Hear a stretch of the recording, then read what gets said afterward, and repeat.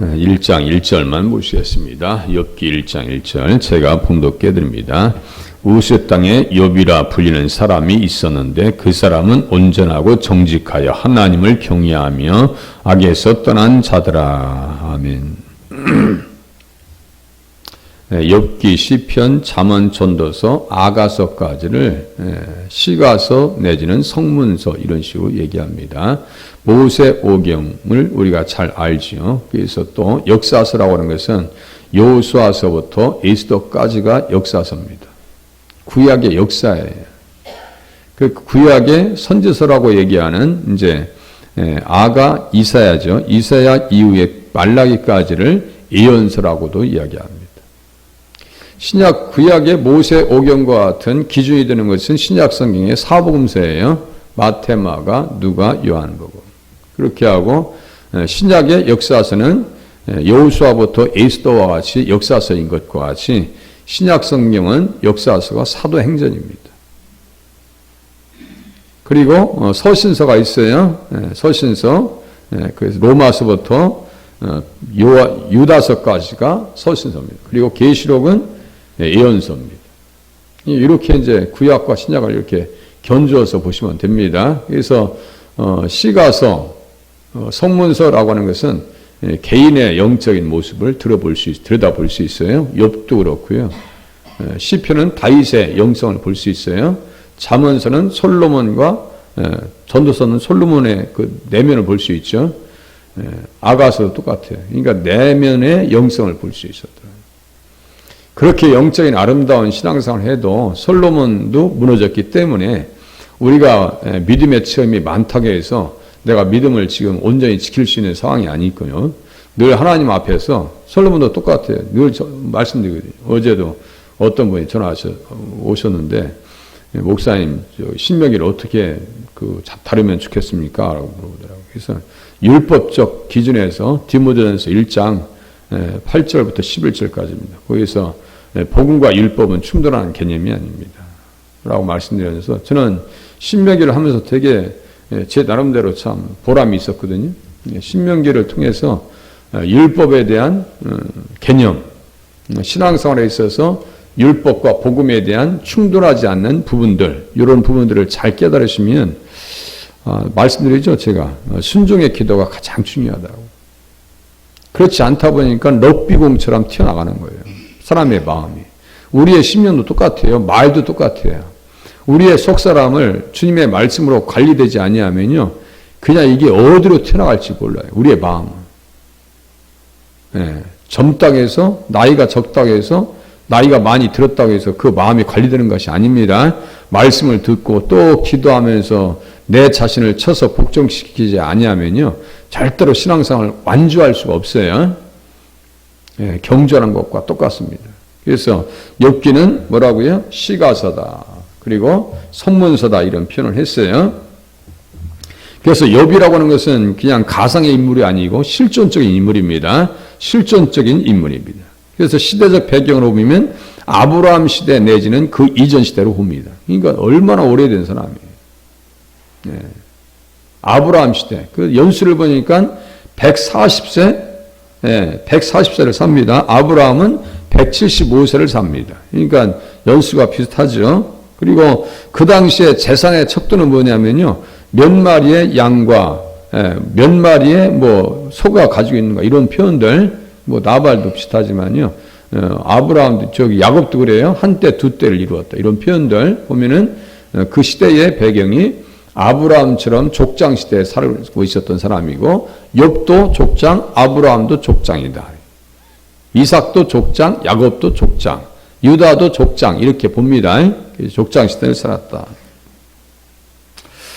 그래서 욥의 이제 1절 이하 이제 보시면은 10남매가 살고 재산이 내용이 이제 3절, 2절에 7과 딸 셋, 3절에 소유물이 양이 7천, 낙타가 3천, 이런 식으로 기록한단 말이에요. 그것을 그대로 고난 이후에는 두 배의 축복을 받습니다. 두 배의 축복을 받아요. 그가 사는 땅은 우스라고 합니다. 에서의 땅, 그쪽에서 살았던 사람이다. 이렇게 말씀드릴 수 있어요. 그래서 욥기를 보면서 어떠한 내용을 볼 수 있냐면요. 인생들이 가질 수 있는 실존적인 문제들 앞에서 어떻게 우리가 어떠한 자세를 가지고 살 것인가 이거예요. 예수 믿는다 해서 환난과 시련이 오지 않는 법이 없고요. 문제들 가운데 연루되지 않는다는 보장이 없어요.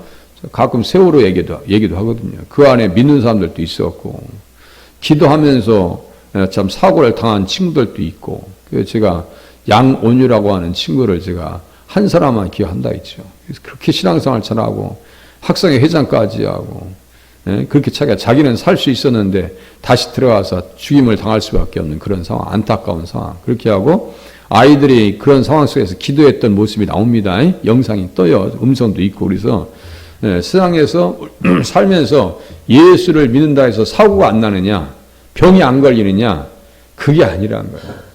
그러한 사람들 속에서 나타나는 문제들 가운데 우리는 어떠한 자세를 취할 것인가에 대한 답을 욥기를 통해서 찾아갈 수 있어요. 그렇게 이해하셔야 돼요. 저도 사고를 당하기도 했고 내기도 했어요. 그런 거 보면 하나님이 살아계신데 어떻게 사고 날 수 있느냐. 이건 안 맞는다는 얘기예요. 그러한 일들 앞에서 어떠한 자세가 필요하다고요? 하나님 앞에 순종하는 자세, 복종하는 자세가 필요합니다. 우주 안에서 모든 인간 역사는 오직 절대자이신 하나님의 주권에 있다. 하나님의 주권 사상이에요.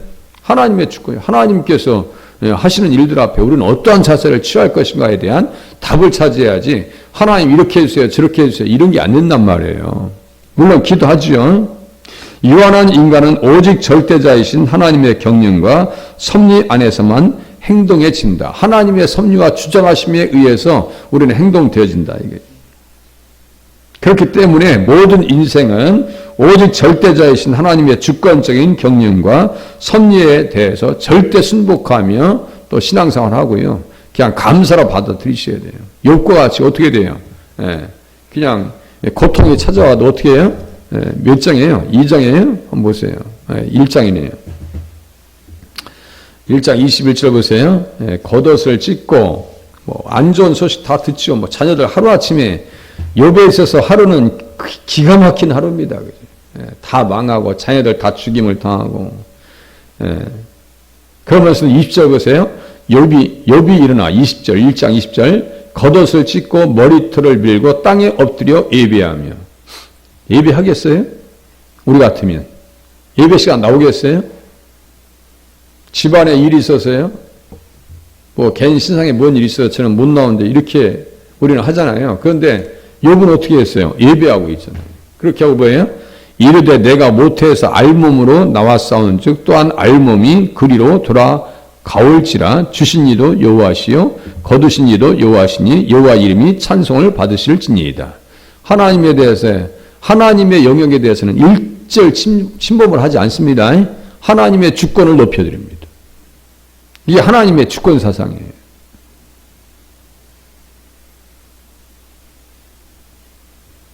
대학교만 떨어져도 자기가 원하는 학교 못 가도 교회의 발걸음을 끌어버려요.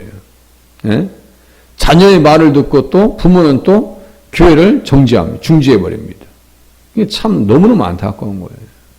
그 믿음생활을 어떻게 한 거예요? 무엇을 가지고 신앙생활 한 거예요? 무슨 생각을 가지고 신앙생활 했는가? 그래서 우리는 뭐예요? 성경을 그냥 내가 들을 수 있는 자리를 계속 유지하셔야지 말씀을 듣지 아니하면요 그렇게 문제가 생겨버려요. 말씀 본위의 신앙이 되어져야 된다라고 말씀드릴 수밖에. 아니 다윗도 그런 거 아니에요? 자녀들이 그렇게 죽어나가면 야 내가 이거 예수 믿은 것이 이게 실수한 것이 아니야? 라고 하는 생각이 찾아오겠어요 안 오겠어요? 내가 이 험한 꼴을 당하려고 교회를 다녔나? 라고 하는 생각을 가지지 않을 수가 없습니다. 그런 생각들이 시시각각 찾아올 수 있어요. 그런데 성경을 통해서 자꾸 보는 거예요. 믿음의 사람들은 어떻게 했는가? 그리고 마침 그 결말은 어떻게 되어졌는가? 욥기를 보면서 우리는 얼마든지 오늘 우리에게 있는 문제들 앞에 움직이지 아니하고 흔들리지 아니하고 뽑히지 아니하고 꺾이지 아니하고 그렇게 신앙생활 하셔야 돼요. 예비할 정신이 어디 있어요 지금? 재산이 다 날라가고 10자녀가 지금 죽어나가고 장사질 해야 되는데 지금 이런 정신이 어디 있냐고요. 이것이 믿음이라고요. 무슨 말씀인지 아시겠죠? 이게 믿음이에요. 그래서 이 모든 일에 욥이 범죄하지 아니하고 하나님을 향하여 원망하지 아니하니라 이렇게 써 있습니다. 그래서 하나님 앞에서 어떠한 자세를 가져야 될 것인가? 신명기 29장 29절에요. 오묘한 일은 우리 하나님 여호와께 속하였거니와. 정말 오묘한 일이에요. 아니 그렇게 신앙생활 잘했으면 병만은 오지 말아야 될 거 아니에요? 병이 찾아와도 어떻게 그렇게 고통스러운 병이 찾아오냐 이거예요. 예? 종기가 나가지고 2장 7절 보세요. 사탄이 이에 여호와 앞에서 물러가서 욥을 쳐서 그의 발바닥에서 정수리까지 종기가 나게 앉으라. 욥이 재 가운데 앉아서 질그릇 조각을 가져다가 몸을 긁고 있더니 그의 아내가 그에게 이르되 당신이 그래도 자기의 온전함을 굳게 지키느냐 하나님을 욕하고 죽으라 이렇게. 세상에. 그럴만도 하죠. 자기 마음에도 이런 생각 안 들겠어요? 네? 야, 정말 내가 이렇게 하나님 앞에서 신앙생활 한 거 보면 28장에 보면요. 욥의 신앙생활의 이력이 나오거든요. 한번 보세요. 28장, 욥기 28장 보세요. 이런 일을 당할 사람이 아니에요.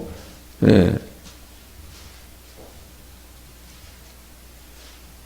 29장이네요.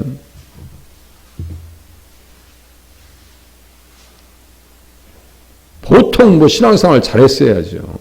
예. 그냥 일반적인 신앙생활이 아닙니다.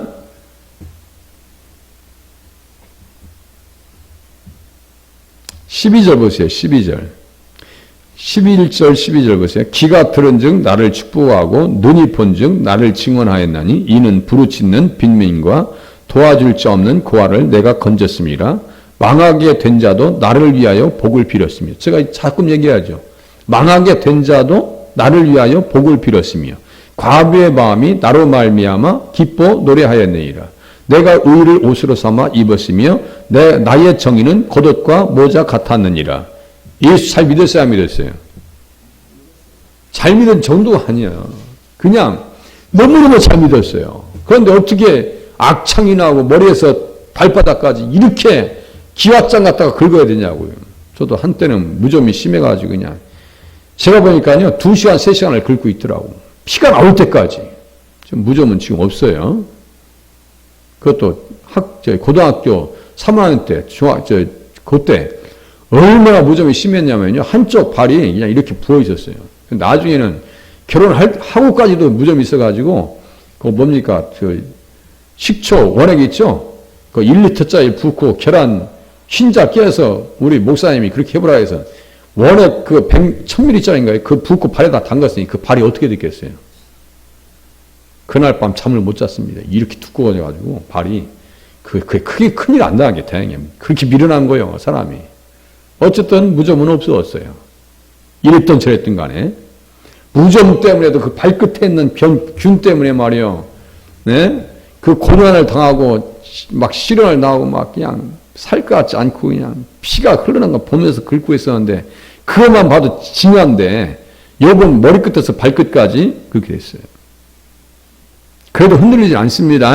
그래서 이제 욥을 어떻게 설명하는지 보세요. 자, 하나님 앞에서 어떻게 우리는 살아야 되는가? 어떻게? 자, 1절 보세요. 우스 땅에 욥이라는 이런 욥이라 불리는 사람이 있었는데 욥은요 미움받는다 핍박받는다 이런 뜻입니다. 1장이라니까 1장 1절. 우스 땅에 욥이라 불리는 사람이 있었는데 욥은요 어떤 뜻이라고요? 미움을 받는다 핍박을 받는다 이런 뜻이에요. 그러니까 예수 잘 믿으면 무엇이 찾아와요? 핍박과 미움이 찾아온다 라고 이해하시면 맞아요. 여러 가지. 그런데 욥이 예수를 잘 믿었어요. 그 뜻은 뭐예요? 온전하고 정직하여 하나님을 경외하며 악에서 떠난 자들아. 이거예요. 이것을 이 말씀 속에서 우리는 뭘 보셔야 돼요? 야, 욥이 예수님을 너무너무 잘 믿었구나. 그 중에서 온전하다라고 하는 표현을요, 어디에서 쓰고 있냐면요, 창세기 22장, 오늘 거기까지만 보면 끝날 것 같아요. 창세기 22장 보세요. 온전하다라고 하는 표현이 어디에서 나오고, 어떤 사람과 연결되는지 보세요. 성경을 이렇게 네트워크 시키는 거예요. 주제별로, 의미별로, 내용을 통해서 단어를 통해서 같은 뜻을 쫓아가면 딱 같이 일치되는 사람이 나타납니다. 창세기 22장 온전하다라고 하는 뜻이 창세기 죄송합니다. 25장이에요. 25장. 25장. 22장은 또 좀 나중에 내일 볼게요. 25장. 온전하다라고 하는 거예요. 그 사람은 온전하고. 그래서 창세기 25장 27절. 야곱은 종용하고. 써 있죠? 야곱은 조용한 사람이라 이렇게 써 있어요. 옛날 성경에서는 종용하다 썼어요. 조용한 사람이었다라고 할 때 조용하다는 것이 온전하다는 뜻입니다. 이것도 좀 조금 깊이 들어야 될 필요가 있는 거예요. 그러니까 야곱이 예수 잘 믿었어요, 안 믿었어요? 욥도 똑같죠? 여기 조용한 사람, 옛날 성경에서는 종용한 사람 이렇게 써 있어요. 종용한 사람, 조용한 사람. 이게 온전이라고요. 그냥 여기다 써놓으세요. 온전. 조용한에다가 온전 이렇게 써요. 온전. 욥기 1장 1절. 그럼 이 사람이 예수님을 사모한 내용이 있을 거 아니에요. 어떻게 사모했어요? 무엇을 가지고? 장자의 명분이라고 하는 표현이요. 31절 장자의 명분, 그리고 32절 장자의 명분, 33절 장자의 명분, 34절 장자의 명분이요. 다 써있죠? 이 말씀이요. 이렇게 보는 거예요, 자꾸. 그래서 히브리서 12장 23절에 보면 이 장자의 명분에 대해서 또 좀 더 말씀드릴게요. 예. 하늘에 기록된 장자들의 모임과 똑같아요, 지금. 하늘에 기록된 장자들의 모임과 야곱은 구원 받았어요, 안 받았어요? 아브라함과 이삭과 야곱과 함께 천국에 앉으려니와 예수님께서 말씀하신 거예요. 예수님께서 아브라함과 이삭과 야곱과 함께 천국에 앉는다고 구원 받았다고 성경에 써있잖아요. 예수님 말씀에. 그야말로 성경에 써있네요. 그러면 야곱도 조용한 사람, 온전한 사람이고 욥도 온전한 사람이고 당연히 욥이 구원 받았죠. 오히려 또 예수 믿어서 구원 받을 줄로 믿으면 맞습니다. 이것에 대해서 1%의 의심도 갖지 마시고 나는 구원받은 사람이다. 그래서 어떻게 살아야 돼요? 욥의 모습을 통해서 욥처럼 인내하면서 견디면서 신앙생활을 해야 된다라고 하는 답을 찾아갈 수 있는 거예요. 옆에서 별 유혹이 다 들어오고 유혹이 들어오고 시련이 들어오고 속이 시끄러울 정도가 아니고 옆에 있는 사람이 그렇게 이야기할지라도 욥은 흔들리지 않습니다. 그래서 조용하다라고 하는 표현이에요. 그래서 순전하다라고 하는 표현을 쓰고 있어요. 그러니까 야곱과 욥은 통하는 사람이네요. 그죠? 영적으로 통해요. 영적으로 통하는 사람이에요. 그래서 완전한 사람을 악인들은 살피고 정직한 자를 볼지어다. 화평한 자의 결국은 평안이로다. 자, 완전한 사람을 살펴봐라. 악인들이 막 공격하고 변마가 공격하고 속이 시끄럽고 내용 외환이야. 막 어려움이 찾아와요. 그것이 뭐 가족의 문제이든 회사의 문제이든 그냥 전혀 내가 예기치 못한 문제였던 욥은 그것을 기대해 본 적이 없어요. 병이라고 하는 것은 기대해 본 적이 없어요. 생각해 보세요. 기대하지 않았던 일이 나에게 찾아와요. 광고에 보니까 그래요. 우리가 앞으로 암에 걸릴 것이다라고 하는 생각을 가지고 있는 분 중에서 이분이 한번 손 들어보세요. 또 손 안 들어요. 다 손 안 들어요. 그런데 확률상 30% 40%가 암에 걸릴 확률이 있다고 그 광고에 나와요. 우리는 암에 걸린다는 것 자체를 생각도 하기 싫어요. 기대도 하지 않고 있어요. 소망하지도 않습니다. 기다리지도 않고 있어요. 그런데 찾아올 수 있어요, 없어요? 그런 경우를 설정해서 욥을 보면요. 욥이 우리에게 줄 수 있는 답이 많아요. 여러 가지 일들이 있습니다. 전혀 생각지 못한 일들이 찾아올 수 있어요. 그러할 때 욥기를 통해서 우리는 어떻게 신앙생활해야 될지에 대한 답을 찾아볼 수 있고요. 제가 한 가지 더 읽어드릴게요. 시편 37장에 보니까 완전한 사람을 살펴봐라. 여기 조용하다 그리고 온전하다 그 뜻은 무슨 뜻이라고요? 완전한 사람이에요. 완전이란 뜻입니다. 완전한 사람을 살피고 정직한 자를 볼지어다. 여기 욥기 1장에 똑같아요. 정직한 자를 볼지어다. 화평한 자의 결국은 평안이로다. 완전하고 정직을 지키고 믿음을 잘 지키고 하나님과 화평하고 사람과 화평한 사람들의 결국은 평안이로다. 욥이 그렇게 경험했어요, 안 했어요? 경험합니다. 우리들도 항상 그렇게 결말이 아름답게 되어질 수 있기를 바랍니다. 욥기를 통해서 계속 같이 한번 그 내용을 볼 수 있기를 바랍니다. 기도하겠습니다.